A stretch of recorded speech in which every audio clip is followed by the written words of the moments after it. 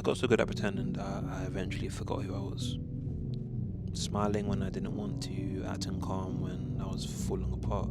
So growing up where I'm from, a black boy from Southeast London with Nigerian parents, let's just say emotions weren't really a thing you could show.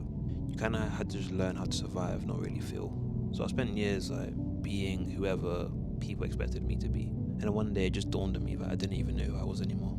Because at home it was always about respect and discipline. Don't shout, don't cry, don't argue, don't even make noise, just listen. Because my dad was there and so was my mum, but the love I received wasn't really the soft kind. It was tough love, structured, Nigerian style. If you showed emotion, if you got too loud or too rowdy, you get in trouble. My dad used to call it a conk, where he would get his knuckles and just smack it on your head as hard as possible.